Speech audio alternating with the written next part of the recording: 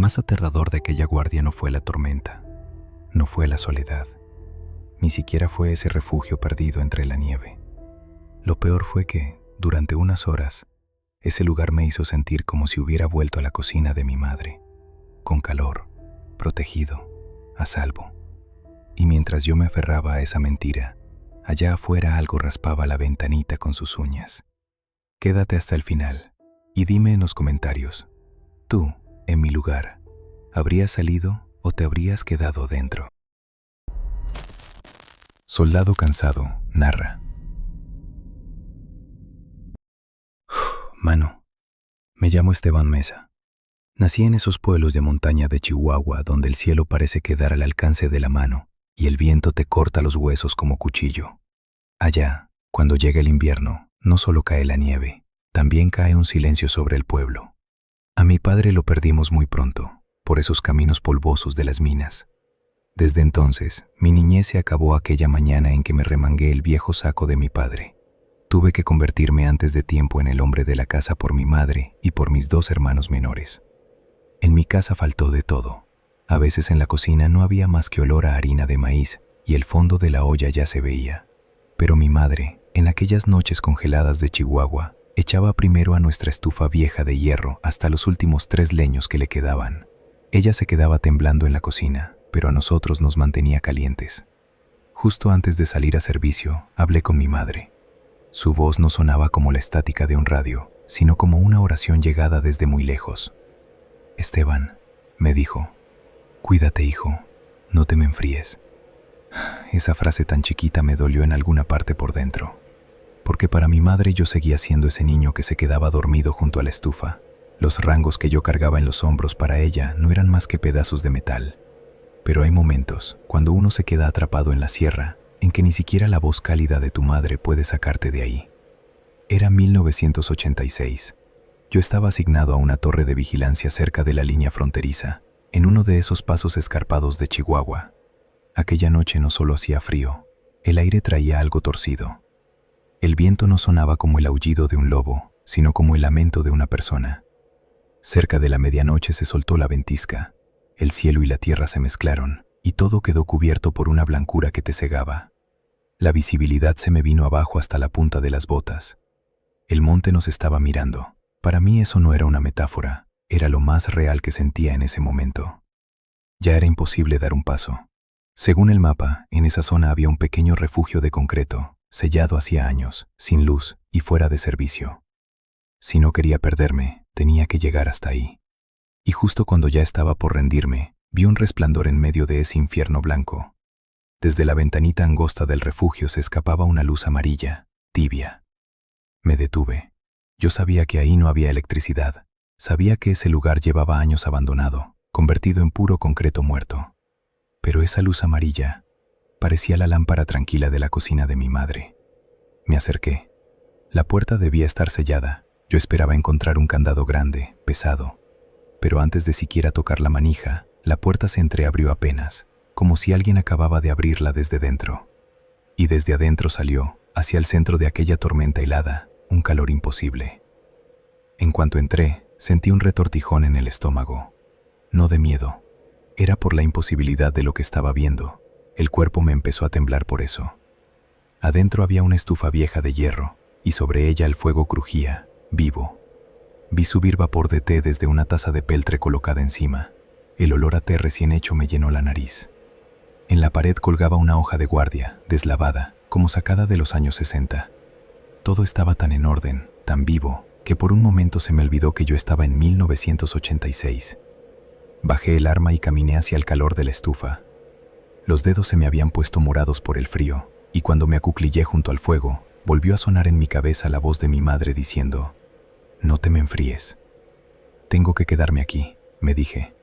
«Hasta que pase la ventisca, este calor me va a cuidar». Lo que no entendí en ese instante fue que el refugio no se comportaba así para salvarte la vida. Se comportaba así para encerrarte. Justo cuando iba a alargar la mano hacia la taza, oí algo afuera. Entre el bramido de la tormenta sentí que alguien caminaba despacio alrededor del cuerpo de concreto del refugio.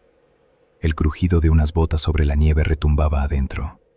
Nadie gritaba. Nadie golpeaba la puerta para entrar. Solo estaban esos pasos callados, rítmicos.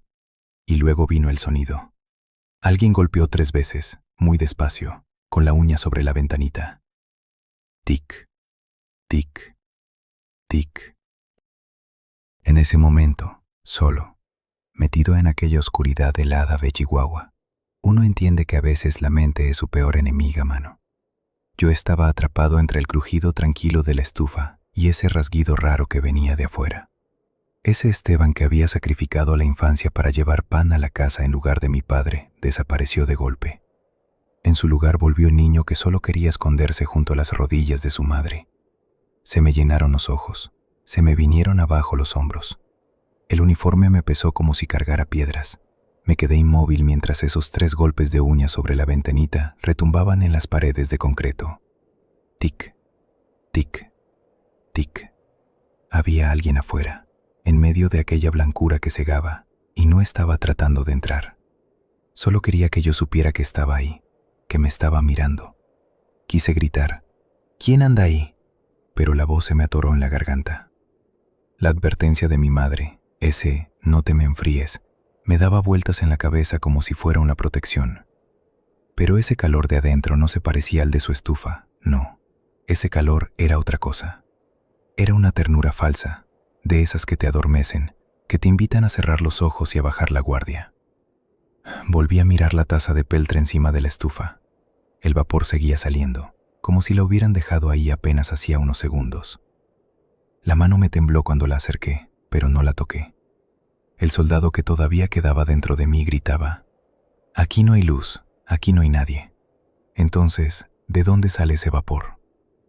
Afuera, los pasos siguieron dando vueltas alrededor del refugio. Ya no sonaban como botas caminando sobre nieve. Sonaban más bien como algo arrastrándose despacio sobre el concreto. Pasé toda la noche sentado junto a la estufa, con el rifle sobre las piernas, sin atreverme ni a pestañear.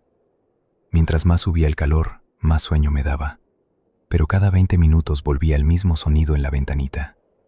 Tic, tic, tic. Como si eso de afuera no me dejara dormir, pero tampoco me dejara irme. Y ahí, dentro de ese refugio estrecho, dejé de sentirme un soldado atrapado en la sierra. Me sentí otra vez como aquella noche, en la mesa de la cocina, esperando a que mi padre regresara de la mina. Pequeño, desamparado, rodeado por un peligro que no se veía. Cuando la luz gris y pálida del amanecer empezó a bajar sobre las montañas de Chihuahua, la tormenta se detuvo de golpe. Regresó ese silencio sordo de la sierra. Los pasos de afuera cesaron. La luz amarilla empezó a apagarse despacio. A lo lejos escuché los motores de nieve del equipo de rescate. Cuando el equipo abrió la puerta empujándola desde afuera con el hombro, yo estaba encogido en una esquina, temblando, mirándolos. El sargento que iba al frente apenas entró, frunció la cara. «Dios mío, Esteban, ¿cómo sigues vivo en este hielo?» Me puse de pie, confundido. «Pero la estufa», dije. La estufa estaba encendida, había té. Aquí adentro estaba caliente. El sargento alumbró la estufa con la linterna. Estaba oxidada, llena de ceniza vieja, congelada de tal forma que si la tocabas se te pegaban los dedos al metal. La taza de peltre seguía sobre la mesa, sí, pero no tenía vapor ni nada. Por dentro estaba llena de telarañas y una capa de polvo tan gruesa que era claro que nadie la había tocado en años. La hoja de guardia en la pared estaba podrida por la humedad, deshaciéndose en pedazos. Cuando salí, miré la nieve. Fuera de mis propias huellas al llegar al refugio, no había nada. Ni pasos, ni marcas de animal. Nada. Pero cuando alcé la vista hacia la ventanita angosta, vi 3 rayones hondos, paralelos, recién marcados sobre el hielo, como si alguien los hubiera hecho con uñas. Desde ese día nunca volví a sentirme seguro en ninguna guardia de montaña, mano. Cada vez que mi madre me dice por teléfono, «No te me enfríes», me acuerdo de aquel calor falso dentro del refugio de concreto. Porque a veces la sierra no te enseña una imagen querida para salvarte la vida, sino para congelarte ahí mismo, adentro, sin que te des cuenta. Yo salí de ese refugio aquella noche, pero una parte de mi alma se quedó sentada junto a esa taza polvosa y esa estufa apagada, escuchando esos 3 golpecitos de uña.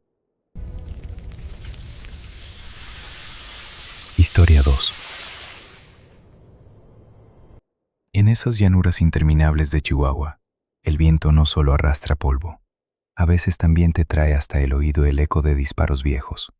Yo soy Beto Armenta, y cuando salí de aquella casa de adobe y me puse el uniforme encima, tenía un solo propósito: comprarles unas botas buenas a mis hermanos. Para mí, el ejército era disciplina, era orden. Siempre revisaba 2 veces el seguro del rifle. Me daba pavor equivocarme, que ese cañón apuntara a donde no debía. Era 1978. Nos mandaron por comisión temporal a aquel viejo campo de entrenamiento, lejos de la ciudad. Y cuando digo campo, hablo de un terreno pelón, cercado con alambre, reforzado con costales de arena, achicharrándose bajo el sol. De día, todo era como tenía que ser. Con el sol arriba, entre el olor a pólvora y los disparos, la vida seguía normal. Las dianas se agujereaban, los casquillos caían sobre la tierra, y al caer la tarde se limpiaba todo. El problema empezaba cuando se metía el sol y esa oscuridad pesada, llena de polvo, caía sobre el llano. La primera noche me tocó guardia a mí. Estaba parado en la plataforma angosta de la torre de vigilancia. En ese tiempo no teníamos visión nocturna ni nada de eso, solo la linterna y los ojos bien afilados. Se me fue la vista hacia la línea de los 5 blancos, allá al fondo. Y enfrente del último, del quinto, vi una mancha oscura. No se movía, nada. Se quedaba ahí, como un soldado esperando revista, en posición de firmes. Es el cansancio, Beto, me dije. El sol ya te coció el cerebro, la oscuridad te está jugando chueco.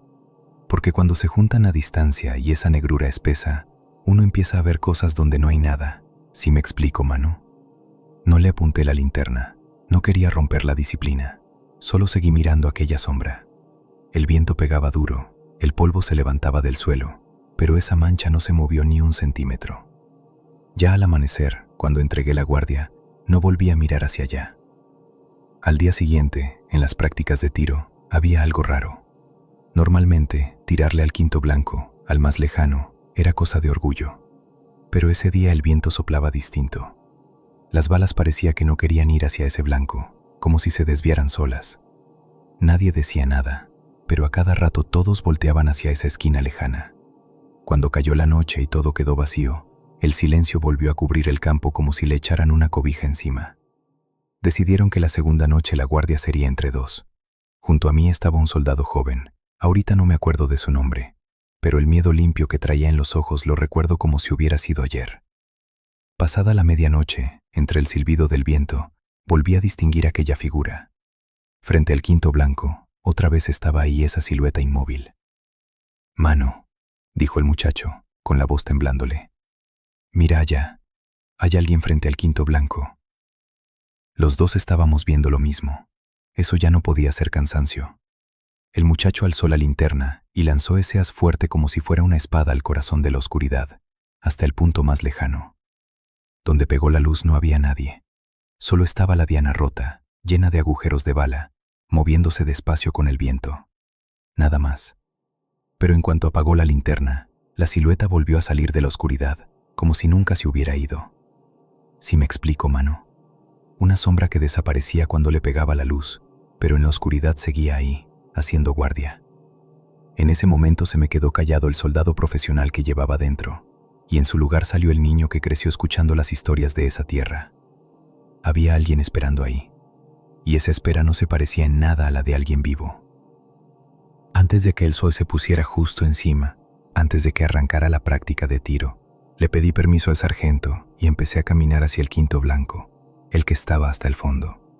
El crujido de la tierra seca bajo mis botas me sonaba como un lamento callado. Mientras más me acercaba, más sentía que el aire se ponía pesado, como si hasta ese viento lleno de polvo chocara con algo y cambiara de rumbo. Me detuve justo enfrente del quinto blanco. Miré al suelo. No lo podía creer. Mientras todo el campo estaba cubierto de polvo suelto y grava arrastrada por el viento, el pequeño espacio justo frente a esa diana parecía marcado como con un sello.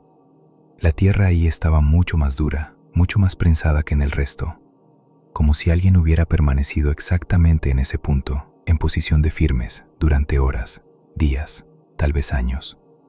No había huellas de botas ni marcas de dedos, solo esa dureza rara de la tierra, aplastada por un peso que ya no estaba. Se me secó la garganta. Me hinqué y toqué esa tierra. Estaba helada. Ni siquiera el sol bravo de Chihuahua había logrado calentar ese pedacito. Esto es imposible, me dije. La naturaleza no deja una marca así. En ese momento sentí un frío en la nuca, como si alguien estuviera parado justo detrás de mí, mirando ese punto por encima de mi hombro. Me di la vuelta de golpe, pero no había nada. Solo el llano vacío, polvoso, y el lamento interminable del viento.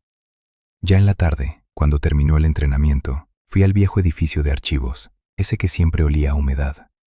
Entre carpetas encontré un reporte viejo, con las orillas mordidas por ratones y la tinta ya casi borrada. Era un registro de principios de los 60.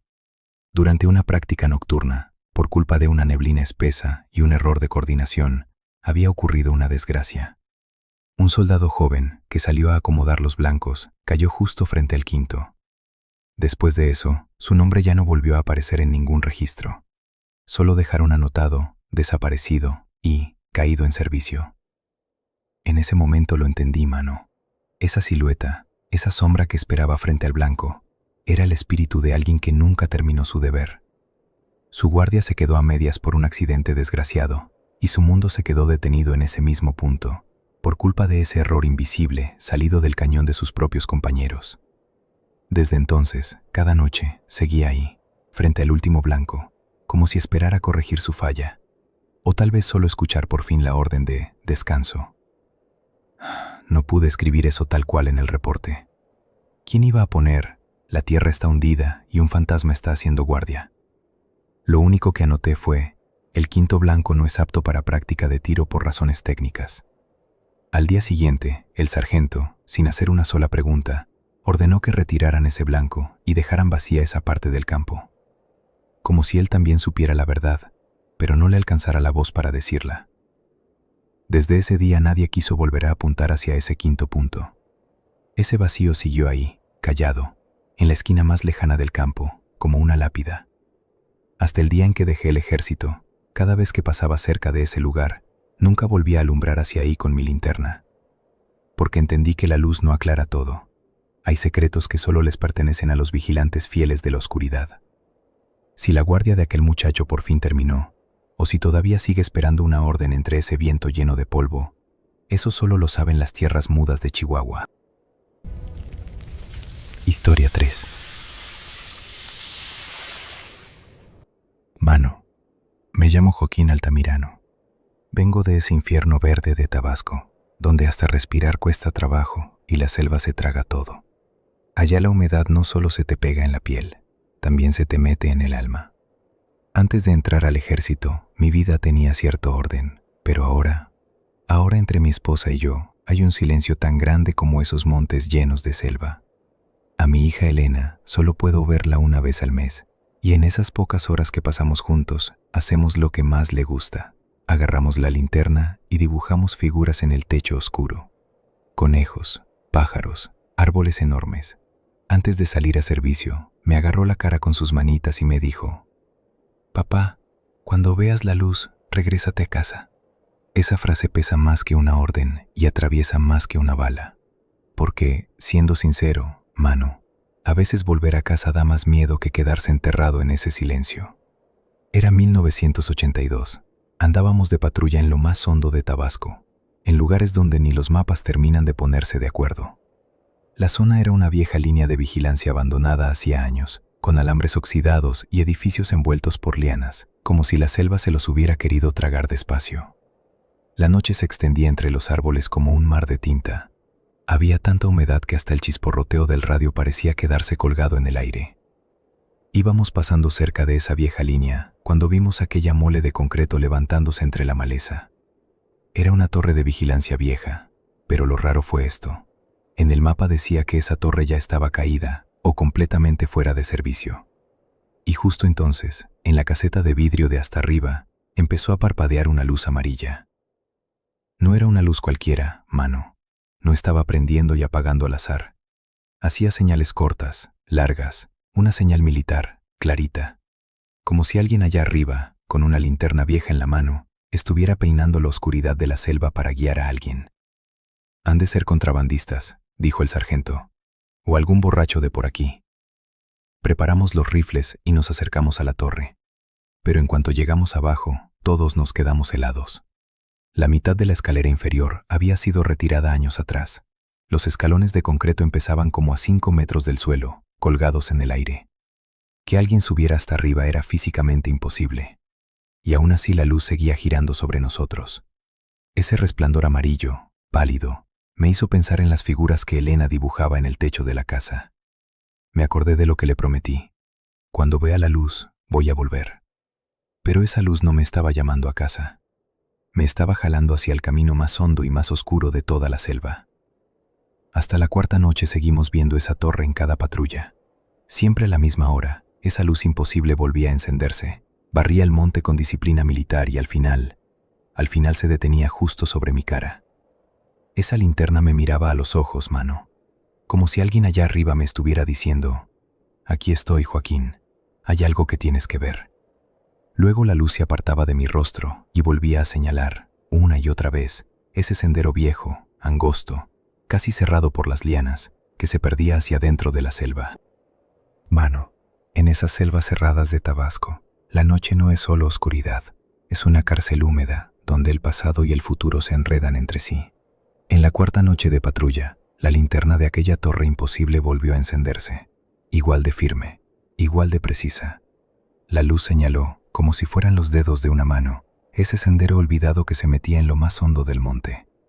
Me acordé del conejito que Elena dibujaba en el techo con su linterna. Esa luz inocente decía: «Vuelve a casa». Pero esta otra, amarilla y lejana, me estaba diciendo: «Ven». Sin decirle nada al sargento, me metí por ese sendero angosto como si algo me jalara por dentro. Las lianas me pegaban en la cara, las espinas me rasgaban el uniforme, pero esa luz amarilla, desde lo alto, me iba guiando como faro. Escuché que el resto del grupo me gritaba detrás, pero sus voces se perdieron en el zumbido espeso de la selva. Al final solo quedamos esa luz y yo. Al final del sendero encontré un puesto viejo, escondido bajo la sombra enorme de una ceiba. Las piedras estaban cubiertas de musgo y la maleza ya casi se lo había tragado por completo. Cuando alumbré con la linterna hacia adentro, sentí que el tiempo se había quedado detenido ahí. Había un mecanismo viejo de rifle oxidado, cajas de munición podridas y en una esquina, pedazos de cobija quemada, tan negros y tan delgados que parecía que se volverían ceniza con solo tocarlos. Vi una caja de metal clavada en la pared, oxidada. En la tapa todavía se alcanzaban a leer unas letras deslavadas. Bengala de señal, emergencia. La caja estaba vacía, pero al lado, sobre la piedra, alguien había grabado una fecha y un nombre. 1974, el año del gran incendio en la selva. En ese instante lo entendí, mano. La escalera de la torre no había sido desmontada. Se había derretido en aquel calor del infierno. Al día siguiente, ya de vuelta en la base, revolví los archivos viejos hasta encontrar un reporte sobre aquella tragedia de 1974. Cuando empezó el incendio, un soldado que estaba de guardia en la torre no abandonó su puesto, aunque ya habían dado la orden de evacuar. Cuando los radios dejaron de servir, usó su última linterna para marcarle a su unidad el único sendero seguro entre las llamas, el único por donde podían salir sin ahogarse con el humo. La última línea del reporte me heló la sangre. El elemento continuó dando señales luminosas hasta que la unidad alcanzó zona segura. Cuando la torre quedó envuelta en fuego, se perdió toda comunicación. Esa noche, cuando salimos por última vez de patrulla, miré otra vez hacia la torre. La luz seguía ahí, pero ya no me daba miedo. Ese soldado nunca había terminado su deber. Esa luz era como el vuelve a casa de Elena, como un puerto seguro. Solo que la casa de ese hombre ya no era otra que esa torre. Era el fuego eterno de un alma que no pudo volver a su lugar, pero que seguía alumbrando para que otros sí encontraran el suyo. Aquella noche saludé a la torre. Saqué la foto de Elena del bolsillo y bajo esa luz amarilla le hice una promesa en silencio. Voy a volver a casa, mi niña, porque siempre voy a mirar la luz. Hay luces que no aparecen en los mapas, mano, pero no solo alumbran a los que se pierden, también alumbran a los que ya no se acuerdan de cuál era el camino de regreso. La luz de aquel soldado iluminó la oscuridad que yo llevaba adentro. Historia 4. Mano, La tierra tiene su propio idioma. La gente que creció en la ciudad cree que la tierra no es más que lodo que te ensucia los zapatos, pero para los que crecimos en el campo, la tierra es un gigante que respira. Mi infancia se me fue abriendo canales de agua en la parcela junto a mi padre. Todavía sé distinguir, con los ojos cerrados, cómo se pega ese barro pesado y mojado a la pala después de la lluvia, el chillido fino que sale cuando la punta pega contra una piedra dura, y ese golpe seco que da cuando entra en tierra reseca. Allá donde crecí, la lluvia es bendición, y también desgracia.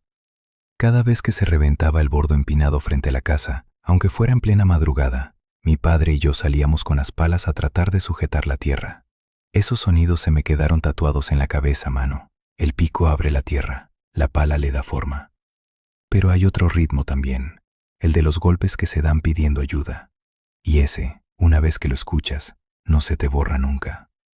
Era 1985. Nos habían mandado con una unidad de ingenieros a abrir camino en esas montañas de Oaxaca, escarpadas, húmedas, siempre como si estuvieran llorando. El aire se sentía pesado, cargado, como tormenta que en cualquier momento iba a reventar. Montamos del campamento justo al pie de una ladera vieja, donde años antes había caído un derrumbe enorme. Hasta los árboles seguían torcidos, como si el monte no hubiera terminado de acomodarse. De día, el ruido de la maquinaria hacía retumbar la sierra. Partíamos piedras enormes, removíamos tierra, abríamos paso. Pero cuando el sol se escondía detrás de esas montañas cubiertas de niebla y los motores se apagaban, salía la verdadera voz del cerro. La voz mala. La que no necesitaba máquinas para hacerse oír. La primera noche lo escuché cuando todos en la tienda dormían con ese sueño pesado que cae de golpe después del cansancio. Venía desde lo alto del cerro, o tal vez desde dentro de la tierra misma. 3 golpes, parejos, claros. Tac, tac, tac. Luego una pausa corta, y después otros 2. Tac, tac. Me quedé mirando el techo de la tienda. Eso no era una piedra rodando, mano. Un derrumbe suena desordenado, viene con arrastre, con roce, con tierra cayéndose. Pero aquello no. Aquello era metal golpeando una superficie dura con intención, con voluntad. Como si alguien, desde abajo, debajo de miles de toneladas de tierra, estuviera tratando de marcar dónde estaba. A la mañana siguiente se lo dije al sargento. «Está hablando el cerro», le dije. Se rió. «Han de ser las piedras acomodándose, Mateo. No te claves». Pero yo conozco el sonido de una pala. Ese ruido no salía de una piedra, salía de las manos de un soldado. La segunda noche, mientras la niebla se metía entre las tiendas como una víbora, el sonido volvió. Esta vez estaba más cerca, como si hubiera bajado por la ladera. El mismo ritmo otra vez. 3 golpes, una pausa corta, 2 golpes más. No aguanté. Agarré la pala de ingeniero que tenía junto a mí y salí de la tienda. Afuera, sobre esa tierra fría y mojada, devolví el mismo código. Tac, tac, tac, tac, tac. El cerro se quedó mudo. Hasta el viento dejó de moverse, mano. Y unos segundos después, desde la ladera de enfrente, desde metros y metros debajo de la tierra, llegó la respuesta. Nadie gritó.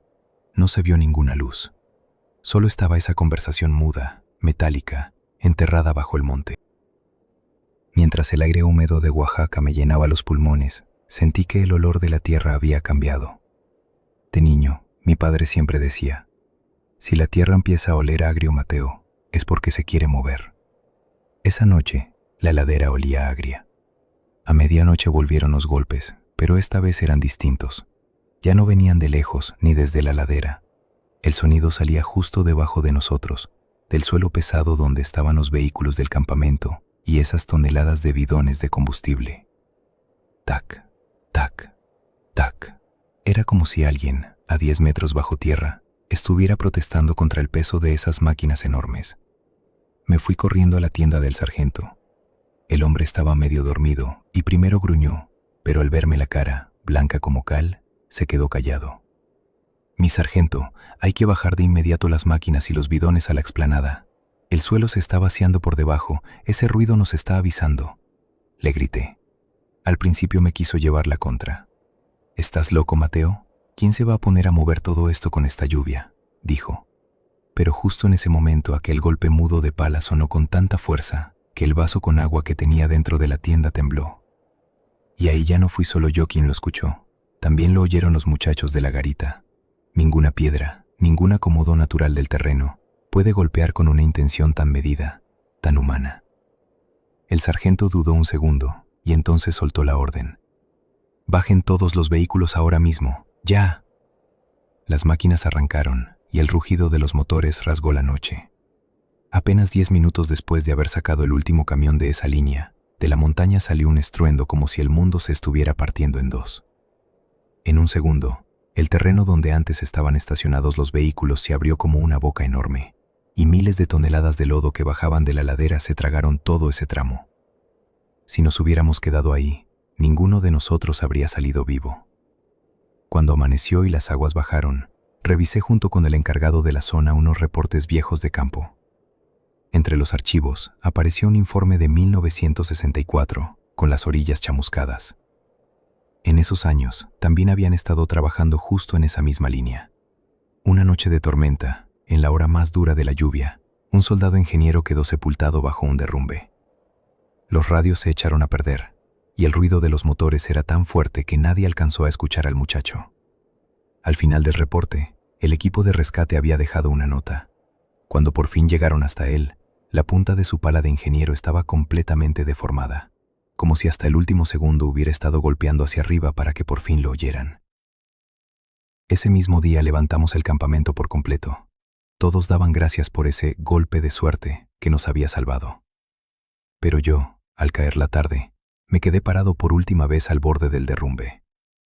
La montaña había vuelto a quedarse callada, sí, pero ese olor agrio de la tierra seguía ahí. Y fue justo en ese momento cuando sentí el verdadero peso paranormal caerme encima, mano. Porque cuando ya iba a darme la vuelta para irme, el golpe volvió a sonar. Pero esta vez no vino desde la ladera ni desde lejos. Vino exactamente de debajo de mis botas, apenas unos centímetros abajo del suelo que estaba pisando. Tac, tac, tac. Eso ya no era un pedido de auxilio. Tampoco era una advertencia. El golpe venía con una resonancia tan extraña que lo sentí subir por las suelas de mis botas.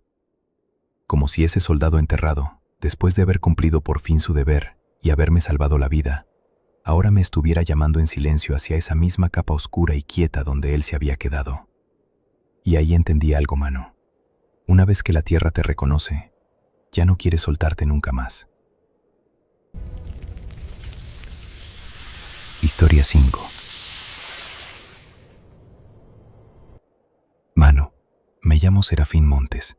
Crecí en los cerros altos de Zacatecas, donde el viento corta hasta las piedras como si trajera filo. Allá, el frío no solo vive en el aire, también se mete en la mirada de la gente, en las palabras que se dicen, en cada rincón de esas casas de adobe. Cuando pienso en mi infancia, lo primero que se me viene a la cabeza es la furia de mi padre, retumbando en la cocina en aquellas mañanas de invierno, haciendo vibrar los vidrios. «No vas a servir para nada, Serafín. No eres más que una sombra», me decía. Esa voz me helaba más que la peor tormenta de Zacatecas. Yo entré al ejército para esconderme detrás de esas botas pesadas y de la disciplina, para escapar de la voz de mi padre. Pero a veces, en los pasillos enormes y silenciosos del cuartel, uno termina encontrándose justo con lo que más miedo le da, su propia infancia. Era 1975, uno de esos inviernos de Zacatecas que te parten los huesos se nos vino encima en el cuartel. Nos mandaron al ala vieja a hacer inventario antes de una remodelación. Libretas llenas de polvo, insignias oxidadas, papeles podridos que nadie había tocado en años. Estar entre esas cosas mudas, donde todo tenía un número y un lugar, me calmaba. Porque los objetos no gritan, los objetos no te desprecian. Al final de los dormitorios en desuso, justo donde terminaba un pasillo angosto al que hasta la luz dudaba en entrar, había un casillero viejo. La pintura estaba descarapelada y tenía rayones de quién sabe qué año. No tenía llave.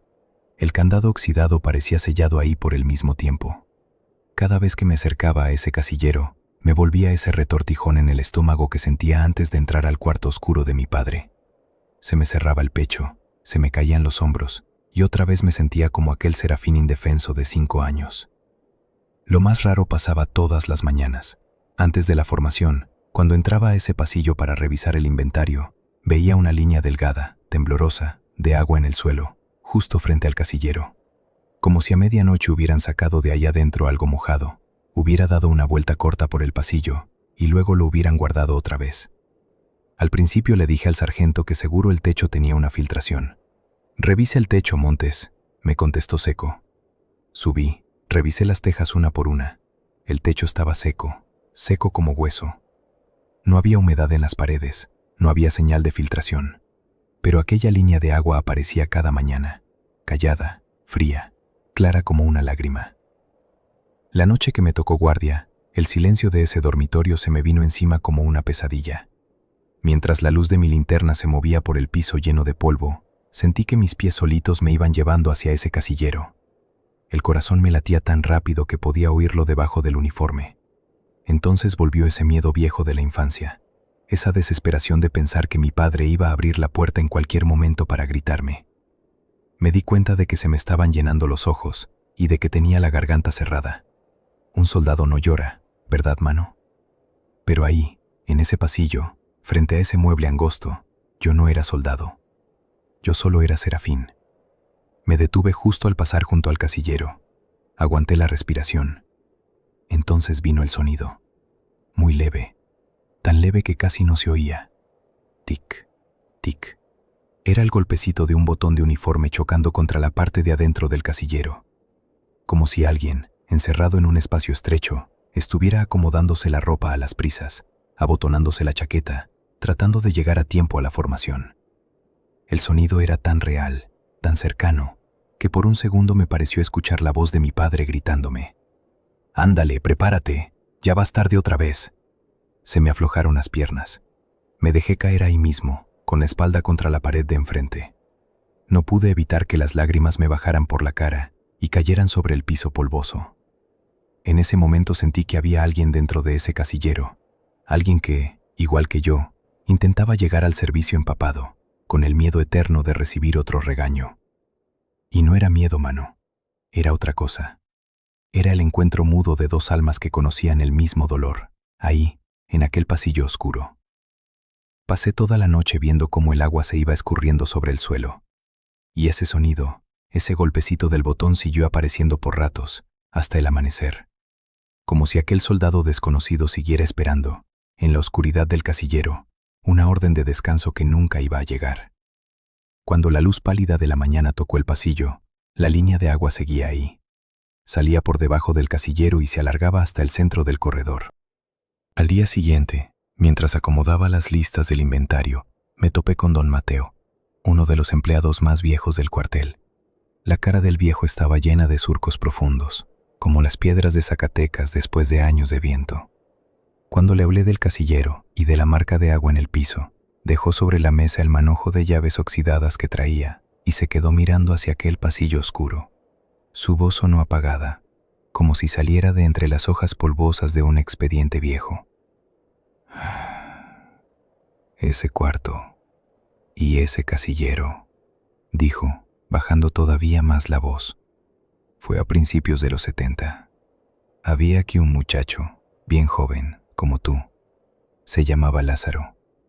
Estaba muy enfermo, mano. Los pulmones ya no le aguantaban aquel frío de Zacatecas y le dio neumonía. Pero los mandos de entonces no sabían lo que era la compasión. Un soldado no se enferma, un soldado no se cansa, decían. El muchacho estaba muy mal y aún así lo obligaron a seguir cumpliendo la guardia. Pasó días enteros solo, allá arriba, en ese frío. Nadie fue a relevarlo y una noche ya no volvió. Metieron sus cosas al aventón en ese casillero y nunca más lo abrieron. Lo que me contó don Mateo me trajo de regreso toda la dureza que mi padre cargaba encima. Ahí entendí que lo que esperaba dentro de ese casillero no era solo un espíritu. Era un grito de auxilio que nadie escuchó. «¿Por qué?», le pregunté en voz baja, con la garganta temblándome. «¿Por qué nadie lo ayudó?». El viejo solo movió la cabeza y se fue. Yo me quedé ahí, parado en medio del pasillo, sintiéndome como el soldado más solo del mundo. Me limpié las lágrimas con la manga del uniforme. Todavía me retumbaba en la cabeza aquello de mi padre. Los hombres no lloran. Pero en ese momento, lo único que quería hacer era llorar. Llegó el día del inventario. El sargento entró al pasillo con unas cizallas grandes de hierro en la mano. «Abran ese casillero. Lo que haya ahí se registra y se tira», dijo. Yo tenía el corazón en la garganta. ¿Y si adentro salía el cuerpo de aquel soldado enfermo? ¿Y si salía algo peor? Mientras la voz de mi padre me repetía dentro de la cabeza: «Eres un cobarde». El candado se rompió con un golpe seco. La puerta se abrió de golpe, como si alguien la hubiera empujado desde adentro. Adentro casi no había nada, solo polvo de años y óxido. Ni botas, ni rifle, nada. Únicamente, en una esquina del estante de abajo, había una lista de formación vieja, amarillenta y doblada. El sargento la tomó en la mano, pero yo seguía mirando hacia el fondo de ese hueco oscuro.